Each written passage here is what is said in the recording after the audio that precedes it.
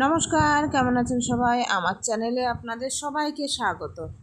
চলুন, সকাল সকাল ছাদে চলে এসেছি, কারণ এখন আকাশটা দেখতে এত সুন্দর লাগে, তাই সকালে ঘুম থেকে উঠে আমি আগে ছাদে আসি। তবে ছাদে তো বেশিক্ষণ থাকলে হবে না, সকালে নিচে এসে এই যে দেখছি খেজুরটা শেষ হয়ে গেছিলো, তাই খেজুরটা ঢেলে নিলাম। আর তারপর তোর বাবাও বাজার নিয়ে চলে এসেছে। এখানে বাজারে আজ কুলেখাড়া শাক নিয়ে এসছে, তাই ভাবছি একটু কুলেখাড়ার শাক করব, পটলের লতির বড়া করব আর থোর পেঁপের তরকারি, ওল সেদ্ধ। ওলটা পটলের লতিটা দিয়েছে, নিচে থাকে ওরাই দিয়েছে। তো চলুন, দেরি হয়ে গিয়েছে, নাহলে এই থোর পেঁপের তরকারিটা না কেটে রেখে থোড়ে যদি একটু লবণ মাখিয়ে ভালো করে তললে নেওয়া হয় তাহলে থোরটা বেশ নরম হয়। তা আমার সময় ছিল না বলে একবারেই বসিয়ে দিয়েছি। আজকে একটু ছোলা ভিজাও দিয়েছি, তাহলে তরকারিটা বেশ খেতে ভালো হয়। আর এই দেখুন, গ্যাস শেষ হয়ে গেছে, দেখি গ্যাসটা লাগাই। গ্যাসটা লাগানোর পর রান্নাটা আবার বসাবো।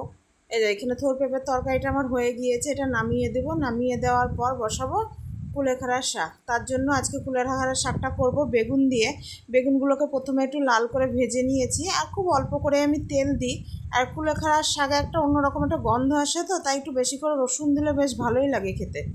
তাই যে রসুন, কালো জিরে আর লঙ্কা ফোড়ন দিলাম, দিয়ে এবার শাকটা দিয়ে দেবো। এই কুলেখাড়ার শাকটা এখন মাঝে মধ্যে আনে, আমি সেদ্ধ করে একটু জল খাই। আর খেতে খেতে যখন একঘেয়ে লাগে আর ভালো লাগে না, তখন এই মাঝে মধ্যে শাক করি। তা শাকটা কুলেখাড়ার শাক বললে ছেলে মেয়ে কেউ খেতে চায় না।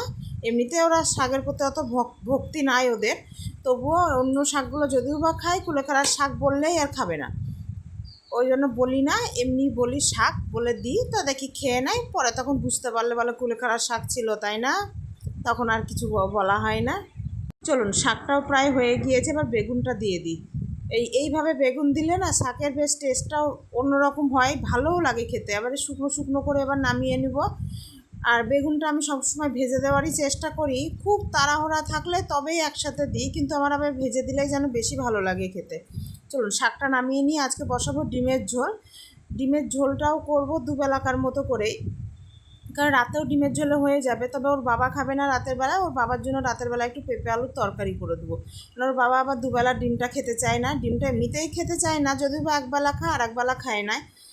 আর এখানে ডিমের ঝোল করলে না একটা দুটো ডিম ভেজে ঝোলে দিয়ে দিলে বেশ ঝোলটা একটা অন্যরকম টেস্ট হয়। তাই আমিও এখানে দুটো ডিম ভেজে ঝোলে দিয়ে দিয়েছি। আর এই পটলের লতির বড়াটা একটু গরম গরম ভাজবো, কারণ গরম গরমই বড়া জিনিসটা খেতে বেশি ভালো লাগে। বাকি রান্না সবই আমার হয়ে গিয়েছে। কালকেকার একটু ডাল আছে, ওটা দিয়েই আজকে হয়ে যাবে, কারণ অল্প একটু ডাল হলেই হয় মেয়ের মতো। চলুন, দুপুরবেলাও হয়ে গিয়েছে, ভাতও বেড়ে নিয়ে চলে এসেছি।